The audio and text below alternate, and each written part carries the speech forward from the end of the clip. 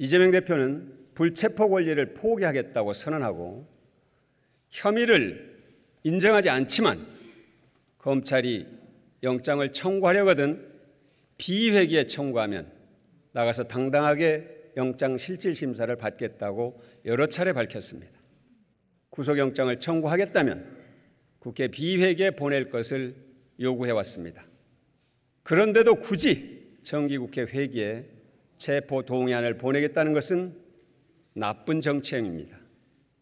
부결은 방탄의 길이고 가결은 분열의 길이니 민주당을 궁지로 밀어넣으려는 정치적 올감이라는 것을 잘 알고 있습니다. 국무총리의 해임과 내각 총사퇴를 요구합니다. 민주당은 우선 오늘 국무총리 해임안을 제출하겠습니다. 대통령은 전면적 인적 쇄신을 시작하십시오.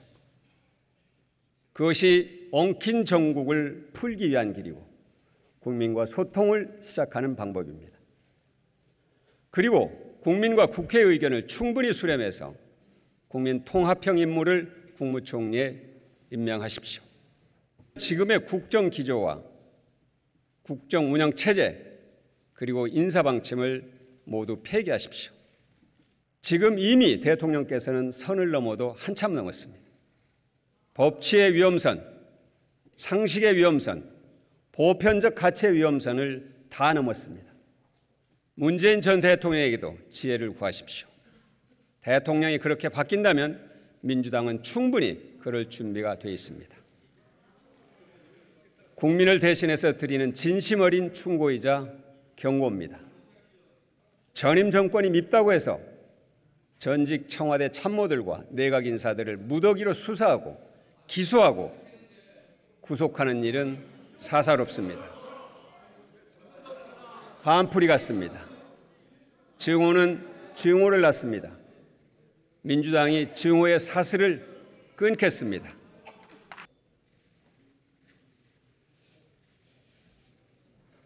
존경하고 사랑하는 국민 여러분, 김진표 의장님과 동료 국회의원님 여러분, 한덕수 국무총리님과 국무위원 여러분, 더불어민주당 원내대표 박광원입니다. 오늘 저는 연설에 앞서서 국민들께 간략하게 보고 말씀을 먼저 드리고자 합니다.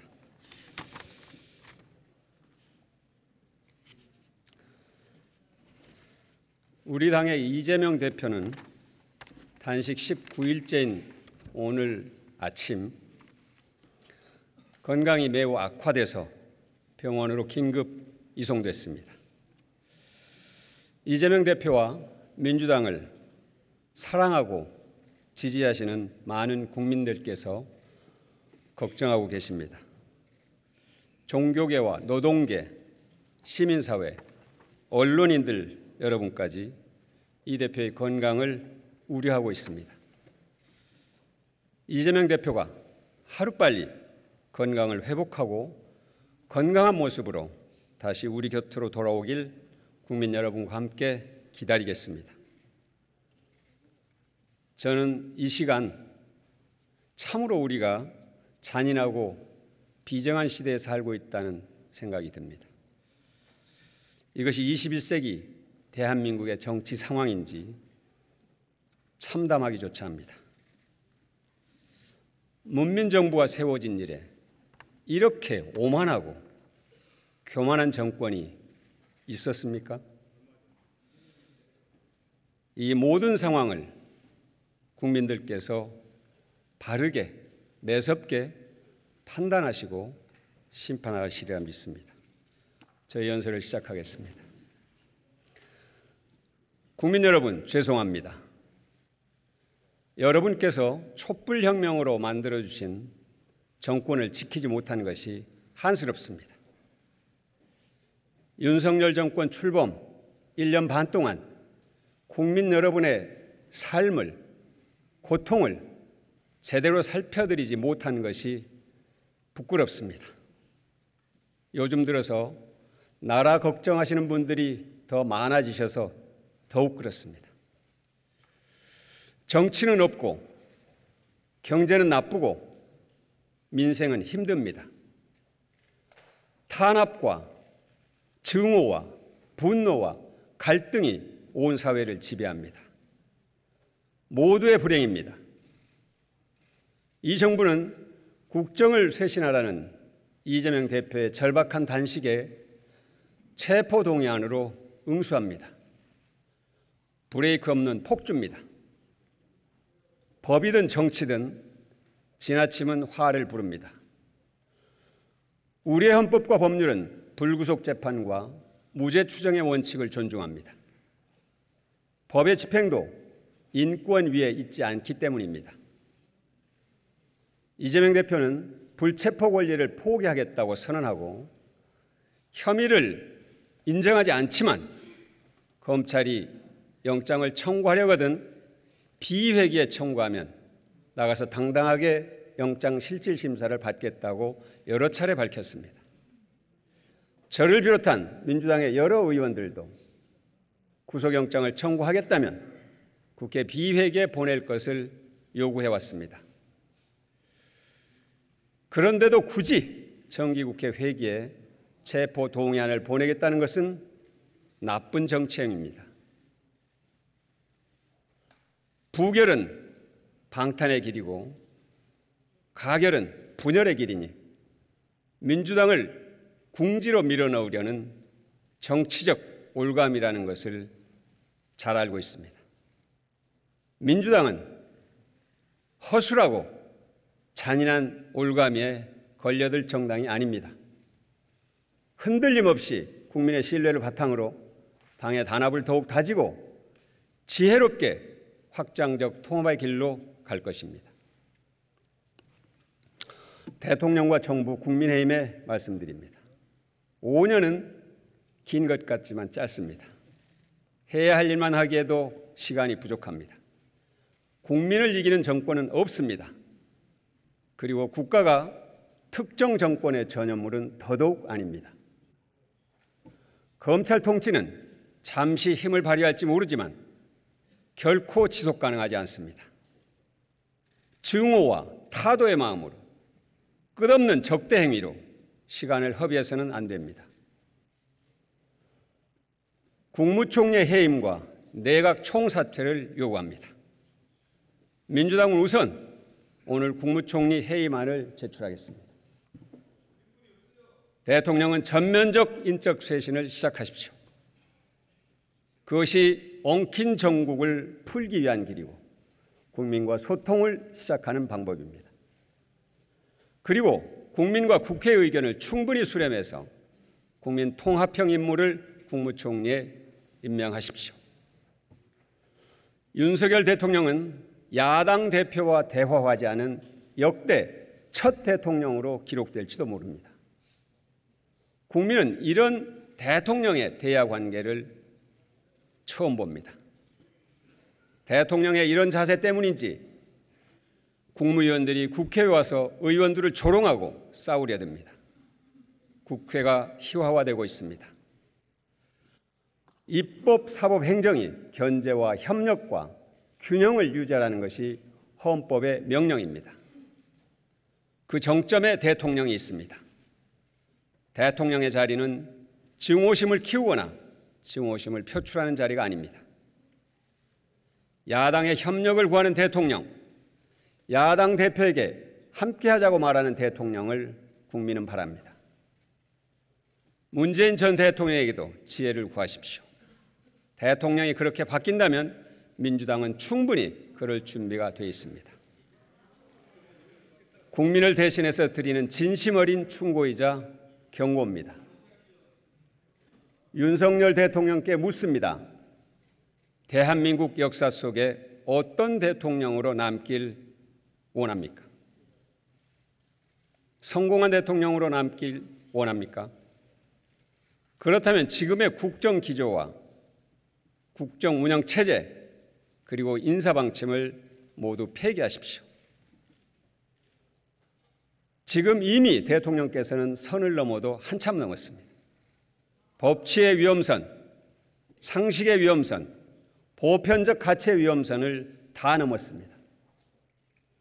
정권이 바뀌고 1년 반도 안 된 상황에서 대한민국은 민주주의와 법치의 총체적 위기에 직면해 있습니다. 지금 대통령의 자세가 바뀌지 않는다면 단순히 실패한 대통령으로 남는 것이 아닙니다. 이번 임기 5년은 직선제 이후 최악의 민주주의로 기록될 것입니다. 그것은 대통령 개인의 불행이 아니라 국가의 불행, 국민의 불행입니다. 대통령 스스로부터 변화할 것을 강력히 권고합니다. 윤석열 정부가 출범한 지 1년 4개월입니다. 언제까지 무슨 일만 생기면 전임 정권 탓을 할 겁니까? 대통령 임기의 헌법적 엄중함과 무한 책임은 임기가 시작된 날로부터 임기가 끝나는 마지막 날까지 단 하루도 예외가 될 수 없습니다. 전임 정권 탓을 한다고 책임을 모면할 수 없습니다. 전임 정부의 부족했던 부분은 고치고 채우고 극복하면 됩니다. 잘한 부분은 잘한 대로 이어가고 더 발전시키면 됩니다. 그것이 국정이고 그것이 국가 경영입니다. 전임 정권이 밉다고 해서 전직 청와대 참모들과 내각 인사들을 무더기로 수사하고 기소하고 구속하는 일은 사사롭습니다. 한풀이 같습니다. 증오는 증오를 낳습니다. 민주당이 증오의 사슬을 끊겠습니다.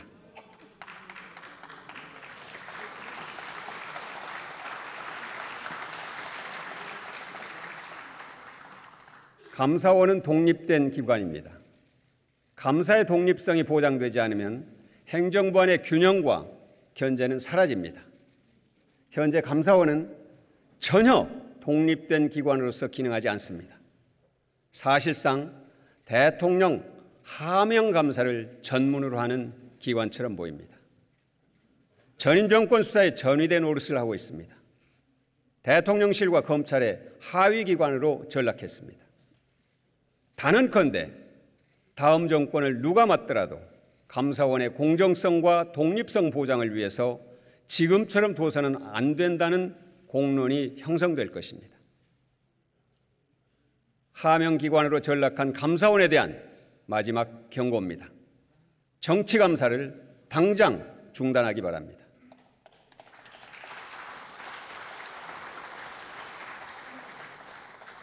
민주주의는 정교한 법치와 공정한 시스템에 의해 유지됩니다.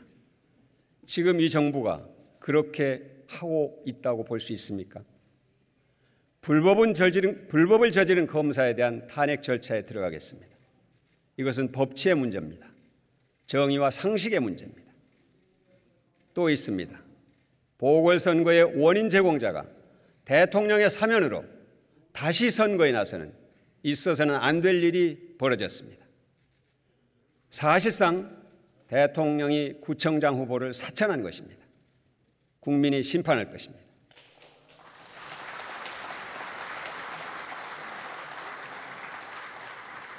대한민국은 친일을 제대로 청산하지 못했습니다. 친일 세력은 반공을 무기로 권력을 연명했습니다. 독재 정권의 무기도 반공이었습니다. 여기에 지역주의를 더해서 정권의 권력을 강화했습니다.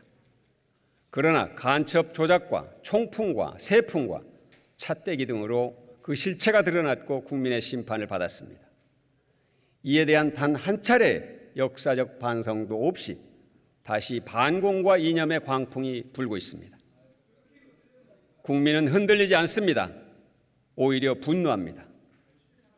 국민을 반으로 가르는 분열 정치를 민주당이 막아내겠습니다.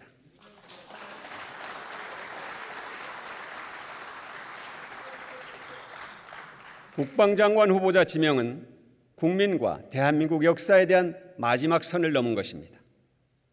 대한민국의 정통성과 헌법에 대한 도전입니다.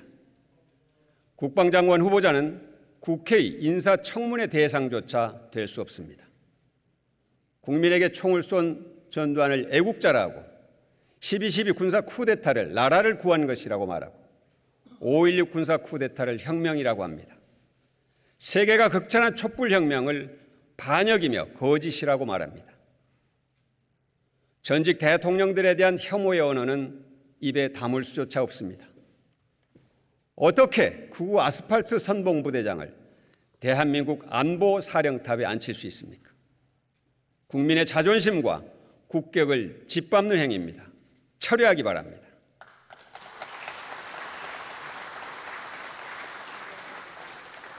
고 최상병 사건의 수사 외압 의혹도 심각합니다. 대통령실 연루 의혹은 더 심각합니다. 정권 차원의 꼬리 자르기는 결코 성공할 수 없습니다. 특검으로 반드시 진상규명과 외압의 실체를 밝히겠습니다.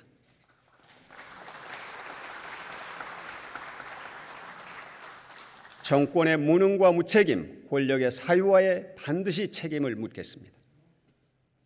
시간은 정권의 편이 아닙니다. 국민의 편입니다. 그것이 역사의 시계입니다. 양평 고속도로 게이트, 잼버리 파행, 언론 파괴, 이태원 참사와 오송 참사에 대한 책임을 분명하게 밝히겠습니다.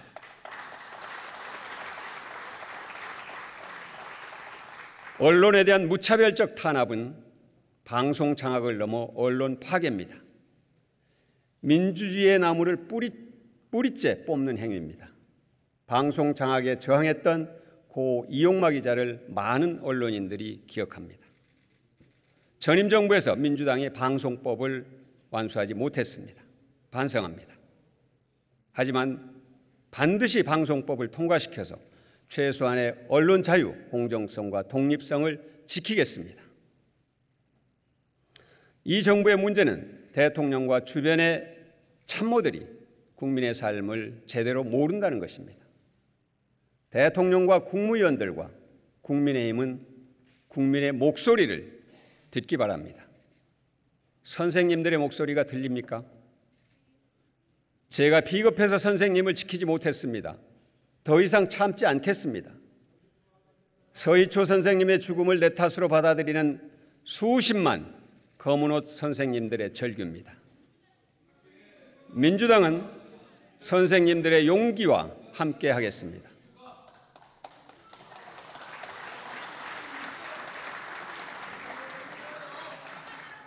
교권과 공동체 회복을 위해서 필요한 법률과 정책을 반드시 만들겠습니다.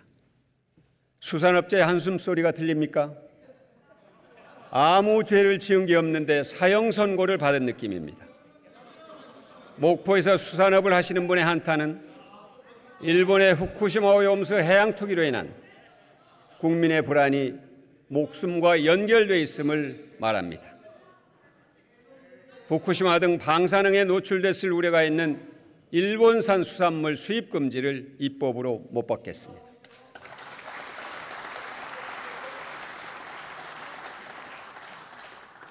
독립운동 후손들의 질타가 들리십니까?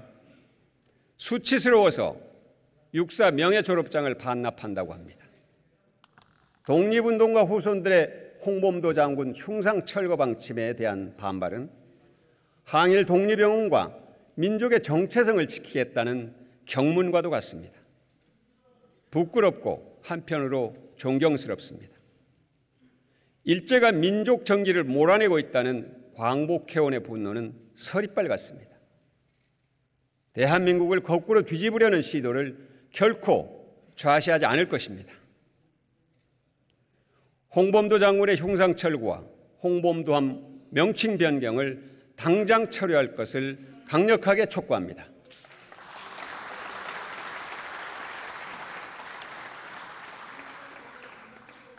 한일 양국은 동맹관계가 아닙니다. 한일 군사동맹으로 가는 그 어떤 작은 시도도 국민과 국회의 동의 없이는 불가능합니다. 군사훈련을 이유로 독도 앞바다와 하늘에서 일본의 자위대 함정과 전투기가 제멋대로 다니거나 상륙하는 일은 결코 있을 수 없습니다. 민주당이 막아낼 것입니다.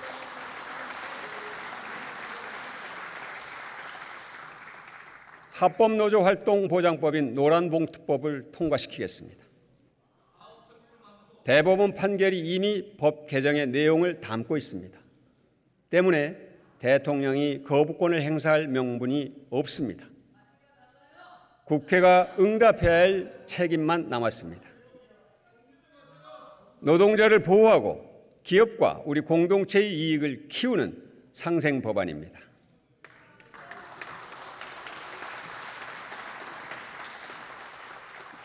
코로나는 아직 끝나지 않았습니다.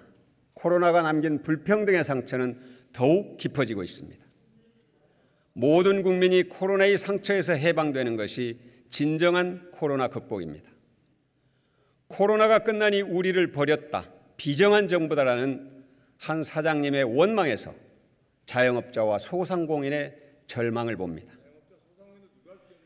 이분들이 진 코로나 빚은 우리 사회 모두의 채무입니다. 국가가 책임져야 할 부분에 대해서 보상 기준을 세우고 신속하게 재정 지원에 착수해야 합니다. 코로나에 헌신한 보건의료인과 각 분야의 노동자와 봉사자를 예우해야 합니다. 그분들은 국민을 지키기 위해서 스스로의 건강을 내놓고 감염병과 싸운 의로운 국민들입니다. 민주당은 이분들을 보훈의 마음가짐으로 예우하고 지원하겠습니다. 헌신했던 필수 노동자들의 피해에 대한 합당한 대우와 보상에 나서겠습니다. 코로나를 이겼던 공공병원이 경영 적자에 쓰러지고 있습니다. 무너진 공공병원을 다시 일으켜 세우겠습니다. 공공병원은 분만 산부인과와 소아과, 응급의료를 비롯해서 국민의 일상적 필수 의료를 위해서도 매우 중요합니다. 의사를 포함한 보건의료 인력의 증원도 필요합니다. 공공의료 확충 예산을 충분히 확보하겠습니다. 지금의 정치로는 대한민국이 미래와 융성의 길로 갈 수 없습니다. 지금의 정치는 과거와 쇠퇴의 길을 재촉합니다. 국가의 권력이 대통령 한 사람에게 집중되는 권력 집중형 대통령제가 나라의 발전과 국민의 행복을 위해 작동하지 않을 수 있을 뿐만 아니라 집권자의 전횡으로 나라의 장래를 심각한 위험에 빠뜨릴 수 있다는 국민적 인식이 강해지고 있습니다. 국회의장께서 최소 개헌을 제안했습니다. 최소 개헌으로 개헌의 첫걸음을 떼면 다음부터는 시대 변화에 발맞추기 위한 개헌이 속도를 낼 수 있다는 취지입니다. 적극적으로 공감합니다. 국민의힘의 최소 개헌에 함께할 것을 제안합니다. 개헌 절차법을 제정하고 국회 개헌특별위원회를 구성합시다. 대통령 결선 투표제와 4년 중임제를 추진하고 국무총리 국회 복수 추천제를 도입합시다.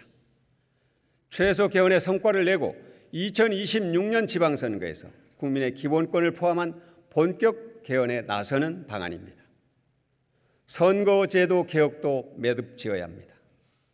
고인이 된 허대만 전 민주당 경북도당위원장이 있습니다. 포항에서 1995년 최연소로 시의원에 당선됐습니다. 이후 7번의 선거에서 모두 나섰지만 높은 지역주의 장벽 때문에 모두 낙선했습니다.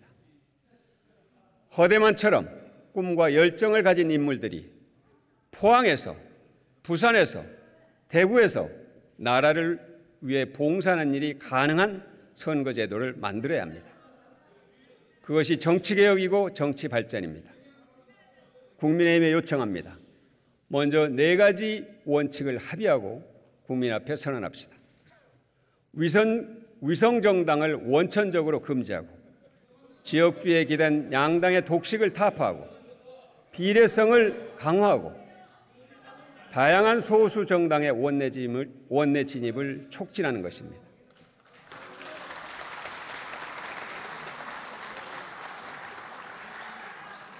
이제 우리 경제는 혁신을 창출하고 혁신을 수출하는 선도적 통상국가로 나아가야 합니다. 대한민국의 경제 성장률이 1%대로 추락했습니다. 61년간의 경제개발 역사 가운데 처음 있는 일입니다. 가치동맹은 환상입니다. 대한민국의 편은 오직 대한민국입니다. 대한민국은 기술혁명 전략을 추진해야 합니다. 첫째, 기업가형 국가로 대전환해야 합니다. 저성장 경기 침체 상황에서 첨단 기술에 정부가 대대적으로 투자해야 합니다. 시장이 실패할 때만 정부가 나서는 것이 아니라 기업의 위험 부담에 동참하고 새로운 비전을 먼저 창조하는 기업가형 정부가 돼야 합니다. 그래야 우리 경제가 살아날 수 있습니다. 큰 물고기가 지배하는 시대가 아닙니다. 빠른 물고기가 느린 물고기를 잡아먹는 대전환기입니다. 국가 첨단 전략 기술에 AI를 추가로 지정하겠습니다. 공공의 이익을 위한 규제를 철저하게 보호하되 혁신을 막는 장벽은 과감하게 허물겠습니다. 둘째, R&D 투자 세계 2강을 달성해야 합니다. 대한민국은 21세기에 들어서 GDP와 비교한 R&D 투자 비율이 세계 1위 국가입니다. 국가 재정 비상사태였던 1997년 외환위기야 2008년 글로벌 금융위기에도 R&D 예산을 각각 10.9%, 13.8% 늘렸습니다. 진보와 보수를 가리지 않고 역대 모든 정부는 미래에 투자했습니다. 그런데 윤석열 정부가 대한민국의 미래를 뿌리채 흔들고 있습니다. 내년도 국가 R&D 예산을 16.6%나 삭감했습니다. 기술 패권 시대와 동떨어진 21세기판 쇄국 정책입니다. 민주당은 과거로 가는 정부의 R&D 예산을 받아들일 수 없습니다. 바로 잡겠습니다. 중소기업과 대기업 구분 없이 원천기술 R&D에 파격적으로 지원하는 특별 예산을 주도적으로 편성하겠습니다. 세계에서 네 번째인 정부의 R&D 투자액을 일본과 독일보다 높여서 미국과 함께 R&D 투자 2강으로 도약해야 합니다. R&D 투자액 상위 20개 기업 순위에는 삼성전자가 유일합니다. 더 많은 우리 기업들이 순위에 오르도록 뒷받침하겠습니다.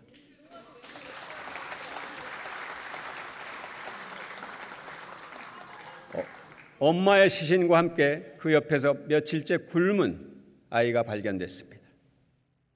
부패한 시신 옆에 쓰러져 있던 아이는 병원에서 깨어나 울먹이면서 엄마를 찾았습니다. 국민들이 묻습니다. 이들에게 도대체 국가는 무엇입니까? 과연 대통령과 정부와 이 집권당이 그 아이의 두렵고 절망적인 마음을 잠시라도 떠올렸을지 저는 생각이 미치지 못했습니다. 이 정부에서 사회적 약자는 잊혀진 국민입니다. 약자 복지를 말하면서 복지 예산을 깎는 정부의 이중성에 국민은 절망합니다. 대한민국은 완전히 망했군요. 세계 꼴찌인 우리나라의 출생률 통계를 본 미국의 한 교수가 던진 첫마디입니다. 자살률과 노인 빈곤율은 1위입니다. 자살과 빈곤의 주요 원인은 양극화입니다. 자신을 중산층이라고 생각하는 국민은 2002년 80%에서 최근에는 56%까지 떨어졌습니다. 양극화가 심해지는 상황에서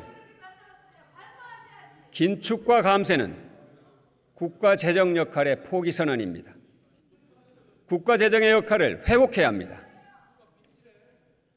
여야 국가 재정 운영 협의체를 제안합니다. 내년도 예산안과 재정 마련 방안을 함께 논의합시다. 내년도 예산 총 지출 증가율을 6% 이상으로 재조정해야 합니다. 복지 재정의 정상화 조치가 이루어져야 합니다. R&D 예산과 청년 일자리 안전망 예산도 복원해야 합니다. 정부와 국민의힘이 거부한다면 민주당은 정부 예산안을 정상적으로 심사할 수 없습니다.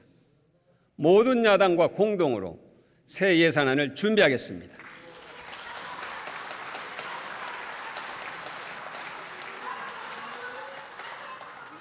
엘고 미국 부통령은 우리나라를 희귀한 나라로 지목했습니다. 재생에너지가 화석에너지보다 비싼 현실을 지적한 것입니다. 세계 96% 지역에서 태양광과 풍력은 이미 가장 값싼 에너지원입니다. 2050년에 재생에너지 관련 시장은 우리나라 GDP의 110배가 넘는 200조 달러 규모로 성장할 것이라는 예측이 있습니다. 이 거대한 시장을 놓쳐서는 안 됩니다. 우리는 가장 강력한 기술 경쟁력을 갖고 있습니다. 세계적인 배터리 기업 6개 가운데 3개가 대한민국 기업입니다. 재생에너지 산업을 차세대 성장 산업으로 육성해서 기후재난에서 안전한 사회를 만들고 경제의 번영의 토대를 확충하고 글로벌 선도국가로 도약할 수 있는 역사적 기회를 잡아야 합니다. 최근 G20 정상회의에서 재생에너지 설비 용량을 3배로 늘리는 데 합의했습니다. 그러나 우리 정부는 신재생에너지 발전의 비중 목표를 오히려 낮추고 있습니다. 기업들이 앞다퉈서 재생에너지 100% 선언을 하는 상황에서 오히려 정부가 발목을 잡고 있는 것입니다. 민주당은 재생에너지를 사용하지 않으면 수출을 할 수 없는 세계 경제 환경에 대응해서 수출 기업이 재생에너지를 값싸게 사용하는 방안을 반드시 마련하겠습니다.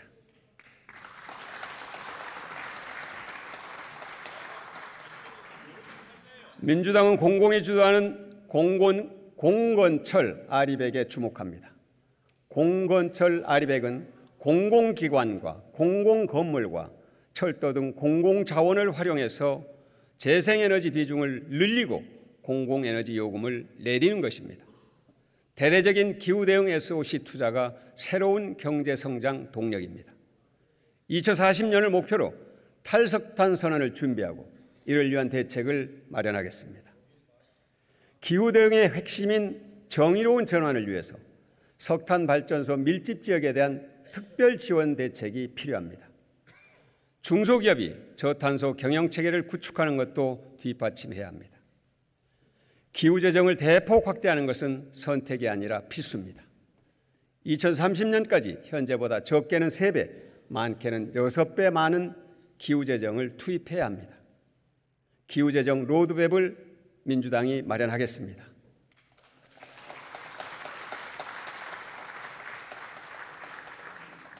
노벨 경제학상을 수상한 조지프 스티글리츠 교수는 학생들에게 이런 이야기를 한다고 합니다.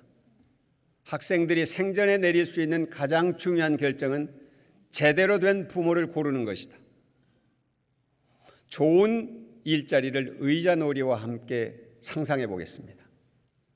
음악이 멈추면 재빨리 의자에 앉아야 하는 게임입니다. 의자를 차지하지 못한 사람은 원 밖으로 나가야 합니다. 의자는 20개밖에 없고 게임에 참여하는 사람은 100명입니다. 과연 어떤 일이 벌어지겠습니까?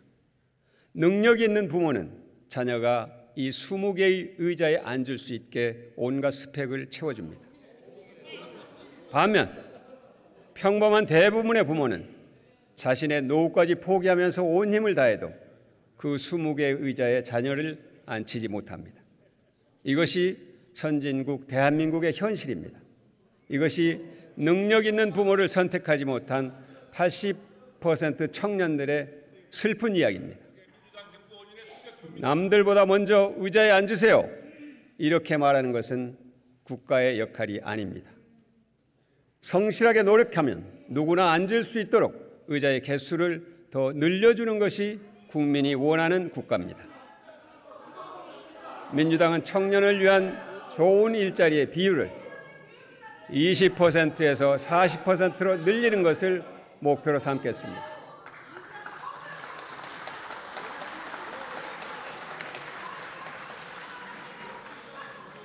이 일은 부모 세대를 위한 투자이기도 합니다.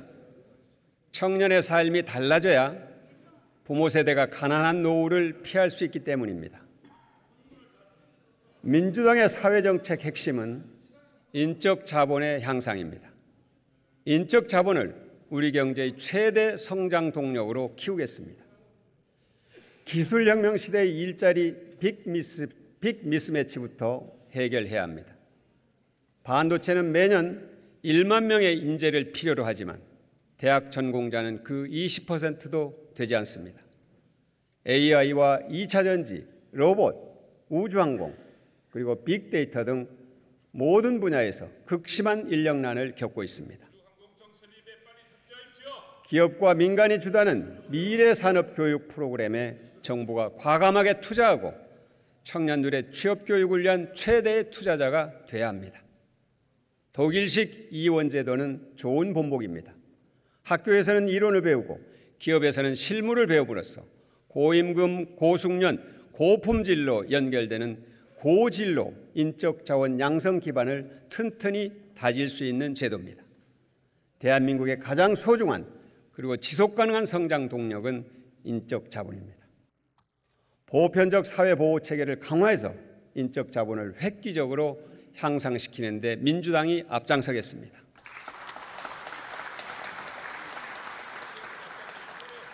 내일은 9.19 평양 공동선언 5주년입니다. 한반도 평화를 향한 이어달리기는 계속돼야 합니다. 우리나라의 모든 정부는 진보의 보수를 넘어 한반도 평화를 위한 결단을 내렸습니다. 박정희 대통령의 7.4 남북 공동성명, 노태우 정부의 남북 기본합의서와 한반도 비핵화선언, 김대중 대통령의 6.15 공동선언, 노무현 대통령의 14선언, 문재인 대통령의 4.27 판문점 선언과 9.19 평양 공동선언은 평화를 향한 우리 국민의 강한 의지를 세계에 보여줬습니다. 그러나 이 정부에서 평화를 향한 이어달리기가 멈춰섰습니다. 평화는 공기와 같습니다. 평화가 부족하면 경제가 살 수 없습니다. 다시 한반도 신경제 지도를 펼쳐봅니다. 역대 모든 정부의 노력이 축적된 대한민국의 원대한 구상입니다. 남과 북을 잇는 해양과 대륙이 만나는 과거를 딛고 미래를 여는 담대한 희망입니다. 한반도는 세계 최후의 투자처가 될 것입니다. 동서냉전의 종식과 함께 찾아온 국제정세의 격변을 노태우 정부가 북방 외교로 돌파했던 것처럼 우리 정부는 상상력과 담대함으로 이 상황을 돌파해야 합니다. 한반도 평화로 국제 신인도를 높여서 외환위기를 극복한 김대중 정부의 신념과 원칙을 우리 모두 기억해야 합니다. 세계 어느 누구도 우리에게 분단을 지속하라고 강요할 수 없습니다. 가까운 미래 한반도 신경제 지도가 대한민국의 신성장 지도, 신일자리 지도가 되는 날을 꿈꿉시다.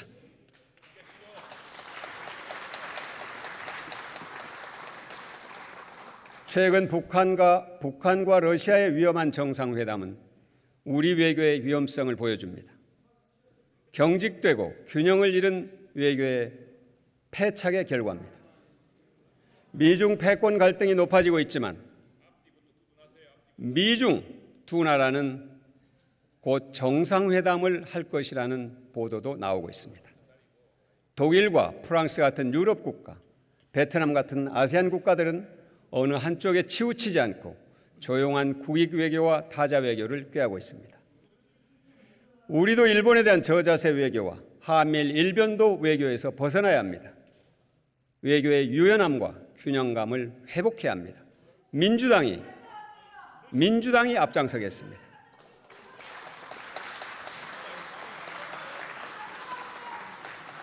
제1의 원칙은 대한민국이 한반도 문제의 중심이라는 것입니다. 대한민국 중심론, 국민과 모든 정부가 함께 축적한 이 원칙을 단단하게 지키고 더 강화해 나갈 것을 거듭 촉구합니다. 마지막 이산가족 상봉이 있고 5년이 흘렀습니다. 등록된 이산가족 13만 명 가운데 80살 이상 어르신이 대부분입니다.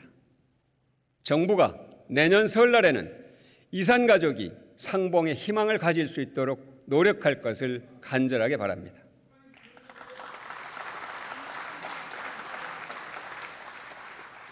지켜주지 못해서 미안합니다. 서울 신당역 10번 출구에 있는 추모의 벽 글귀입니다. 신당역 스토킹 살인 사건 1주기를 맞아서 피해자를 추모하기 위해 신당역에 다녀왔습니다. 최고의 안전대책은 성평등이라는 책무를 절실하게 인식했습니다. 민주당은 교제폭력을 가정폭력범죄로 처벌하고 스토킹 피해자를 보호하는 체계를 강화하는 것을 비롯해서 여성 안전을 위한 다양한 조치들을 최선을 다해서 실천해 나가겠습니다.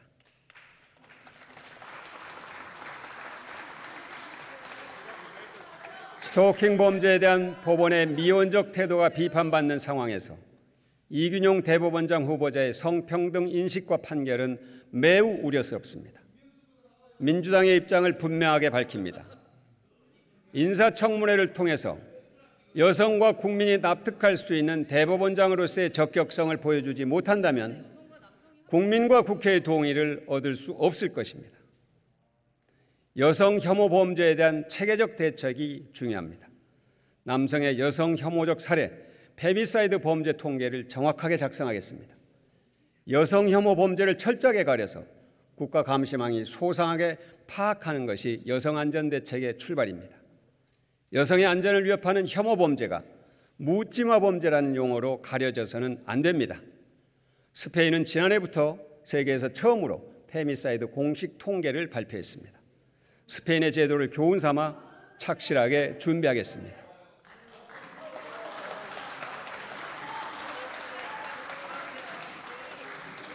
민주당은 함께 일하고 함께 돌보는 성평등 사회를 지향합니다. IMF는 2035년까지 우리나라 여성의 경제활동 참여율이 남성과 같아지면 GDP가 지금보다 7%포인트 이상 성장할 수 있다고 전망했습니다. 노동시장이 성평등해야 경제가 성장하고 경기 회복력이 강해집니다. 성평등 문제는 진영의 문제도 아니고 먹고 사는 문제이자 국가가 지켜야 할 헌법적 가치입니다. 여성의 경제활동을 늘리고 고질적 임금 격차는 줄여나가겠습니다. 2일 가정 양립 대책을 넓히는 정책도 지속적으로 민주당이 앞장서 추진하겠습니다.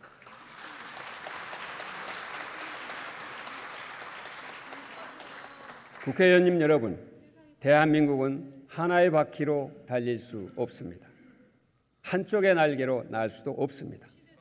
글로벌 금융위기를 극복한 국민의힘 정부가 있었고 그 전에는 국가 부도의 위기에서 경제를 살린 민주당 정부가 있었습니다. 또 그 전에는 최초의 문민정부를 세우고 격변의 시대에 북방외교의 지평을 연 국민의힘 정부들이 있었습니다. 민주화를 위해 헌신한 민주당이 있었고 낙후된 경제를 일으킨 국민의힘 정부도 있었습니다. 1919년 4월 3.1 독립선언문으로 건립된 대한민국의 임시의정원에는 이념과 이념이 넘나들고 의견과 이견의 열띤 토론이 있었습니다. 통합된 힘으로 광복의 새 빛을 찾았습니다. 대한민국은 늘 국민의힘으로 위기의 시대를 극복한 자랑스러운 역사를 갖고 있습니다. 이념의 벽, 불통의 벽을 무너뜨려야 합니다. 국민이 국가를 위해 무엇을 할지를 요구하기보다 국가가 국민을 위해 어떤 책임을 다할 수 있는지를 우리 모두가 낮은 자세로 성찰해야 합니다. 국민 여러분, 민주당은 사상 최초로 선거를 통해 정권 교체에 성공했고 국민과 함께 외환위기를 극복한 국민정당입니다. 벤처경제로 한국 경제를 도약시킨 경제정당입니다. 경제개혁을 정치개혁을 이끌었던 민주주의 정당이고 남북 정상회담으로 한반도 평화열차를 출발시킨 평화정당입니다. 기초생활보장제도와 노인 장기요양보험제도, 아동수당을 도입한 복지정당입니다. 언제나 국민과 더불어 많은 성취를 이룬 민주당입니다. 그럼에도 불구하고 많이 부족하다는 국민 여러분의 질책을 겸허히 수용합니다. 민주당의 가치를 더 강화하고 더 확장하겠습니다. 김대중, 노무현, 문재인 정부의 유산을 시대에 맞게 더욱 발전시키겠습니다. 나아가 청년정당, 친환경정당, 여성정당, 기술혁신정당, 미래정당으로 진화하겠습니다.